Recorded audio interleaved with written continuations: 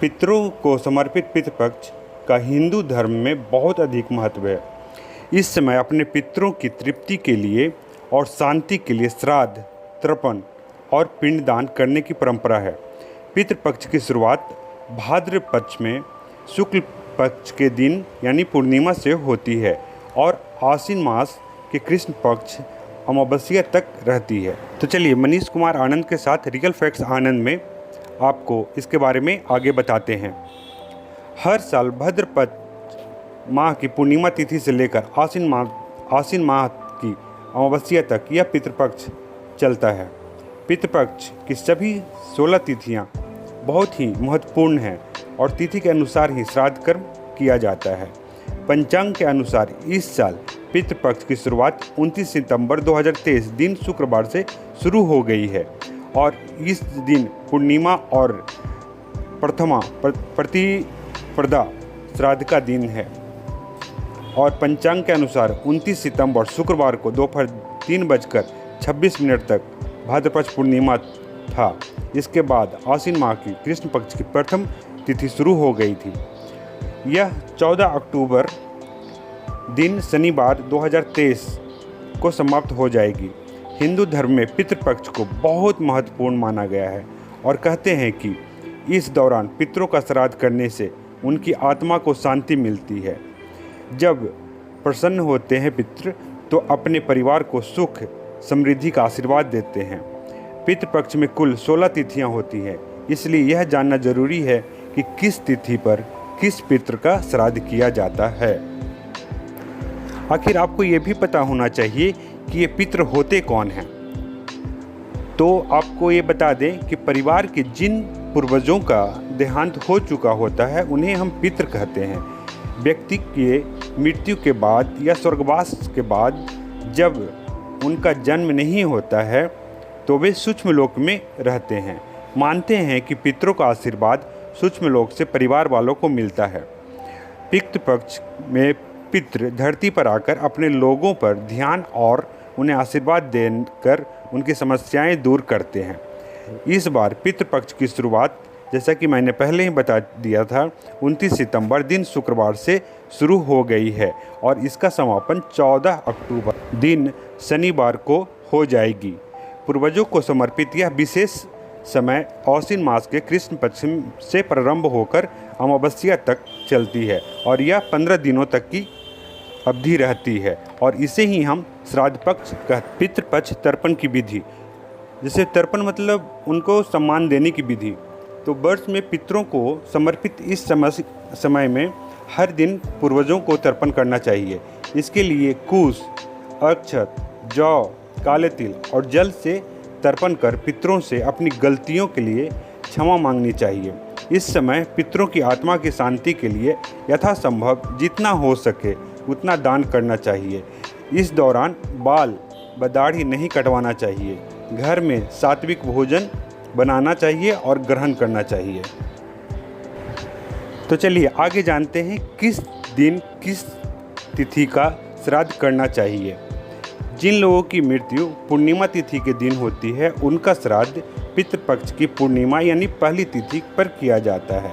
उसी प्रकार जिन लोगों की पितरों का निधन द्वितीय महीने की द्वितीय तिथि को होता है तो उनका श्राद्ध पितृपक्ष के द्वितीय तिथि को किया जाता है। इसी प्रकार सब और बाकी लोगों का किया जाता है, लेकिन इसमें से कुछ जैसे कि अविवाहित या कुंवारे लोग होते हैं उनका मृत्यु अगर पहले हो जाती है तो उनको पंचमी तिथि के दिन ही श्राद्ध किया जाता है।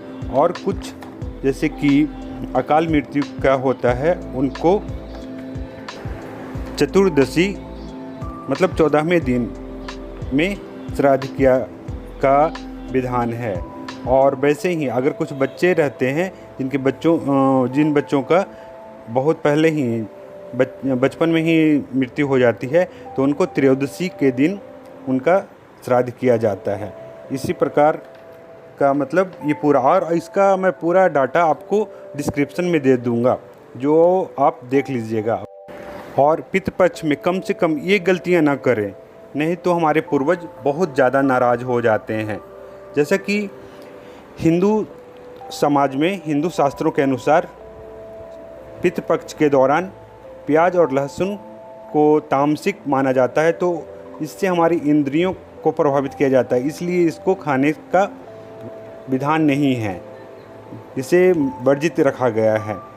लेकिन आजकल इतना कोई मानता नहीं है तो खा सकते हैं। वैसे आप अपने ब्राह्मण से भी पूछकर कर सकते हैं। दूसरा, पितृपक्ष के दौरान कोई भी जश्न या उत्सव का माहौल नहीं होना चाहिए और ना ही इसका हिस्सा बनना चाहिए। इस अवधि में किसी भी तरह का जश्न मनाने से आपके पूर्वजों के प्रति आपकी श्रद्धा प्रभावित होती है।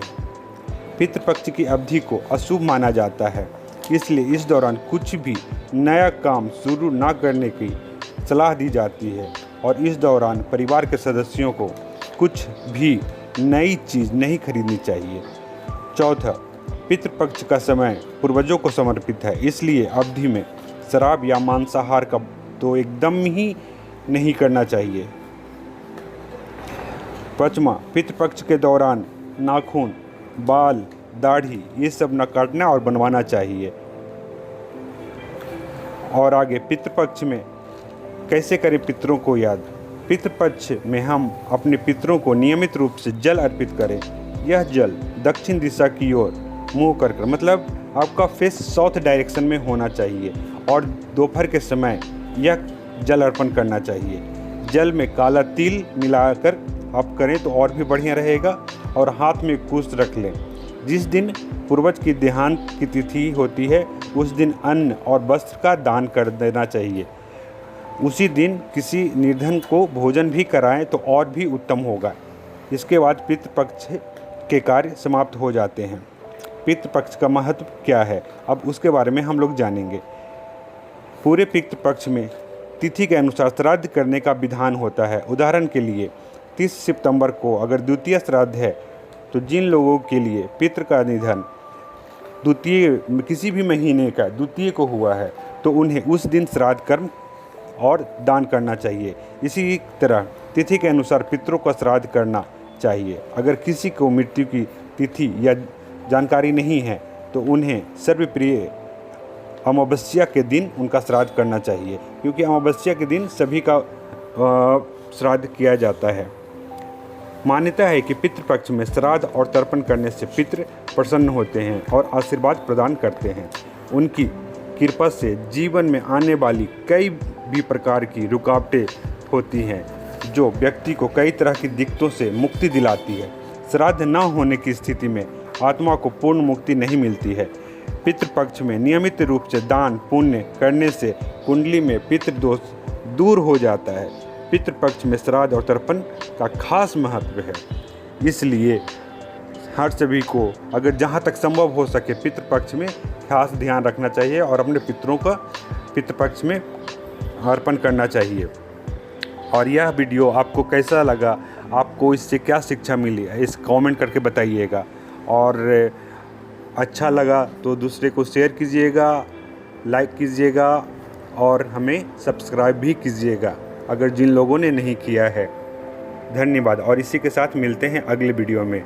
जय हिंद, जय भारत।